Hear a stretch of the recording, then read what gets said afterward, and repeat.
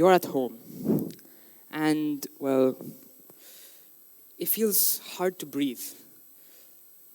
Your vision is blurry, and let's just say there's a fog all around you. Now you look into that fog. You see dark, vague figures circling around you, repeating those same negative instances that you just don't want to hear again for the rest of your life. You can't really ignore it. So all you do is just sit there in silence and take it in. All this fog obviously isn't real, and it's nowhere outside you, but inside you. Inside this balloon in your head. A balloon of emotions. Now, this balloon is pressurizing dangerously fast at the moment, swelling and swelling with all those thoughts, until finally it can't hold it in anymore, and a minuscule leak appears. Some of the fog escapes. You might have gained some clarity. You could see a bit better. But that also might have been the reason why you were fidgeting with something on the side, maybe even broken that thing you're fidgeting with, or muttering to yourself, things that probably shouldn't be heard by anyone else other than you.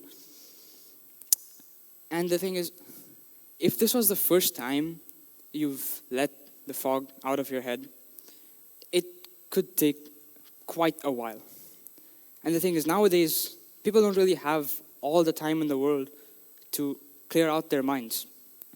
We're just overwhelmed with expectations, deadlines, and tasks, favors. And to top it all off, the invisible weight of just keep going.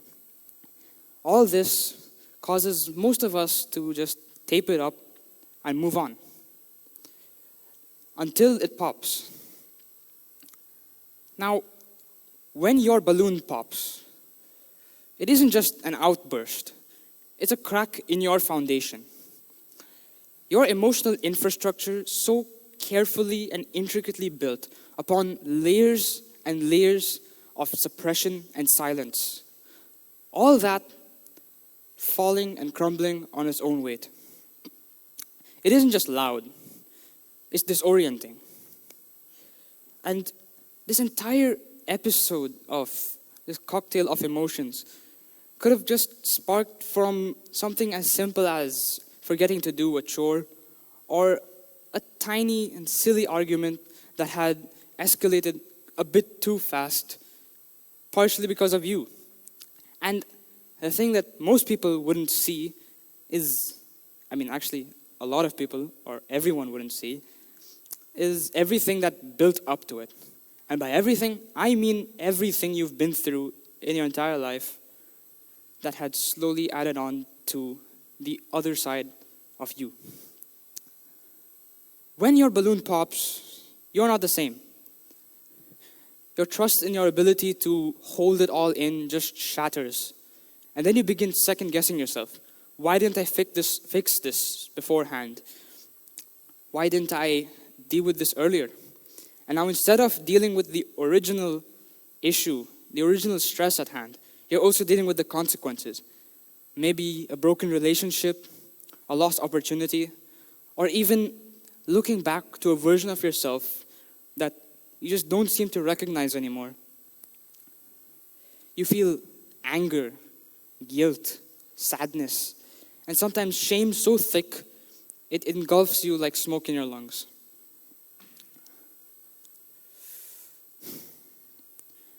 Everyone else might have moved on from their own experiences, but you are stuck there replaying that same moment over and over for hours, maybe even days, until you come to this one question. Am I beyond repair? This exact question that most people ask themselves after a breakdown like this is probably the reason why repairing that balloon can be the most tedious thing, arguably, to go through mentally. And it's not just patching a hole on a simple thing such as a balloon in your head. It's rebuilding trust with yourself. It's like looking at the pieces of a fragile, broken object that you can't really think of how you're supposed to repair that. You don't know what tools, you don't even know if you have the tools to repair that.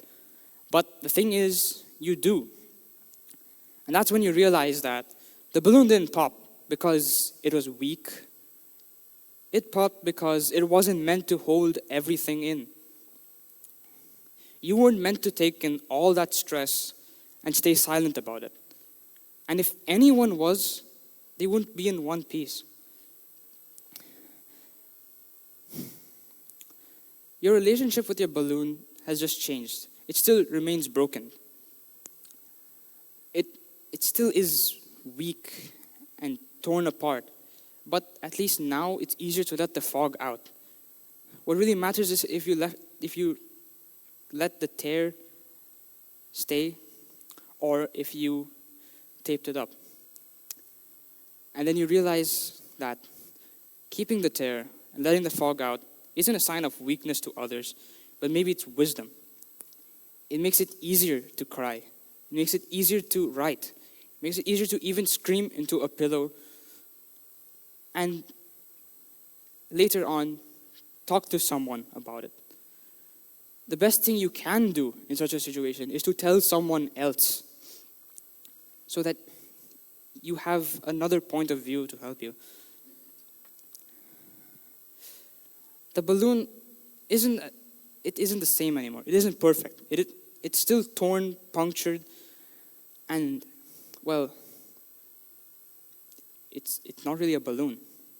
But at least now it breathes. And now you breathe. And maybe that's what healing really is. It isn't just pretending all the problems don't really exist and moving on with life, but to live better with the holes in you. Thank you.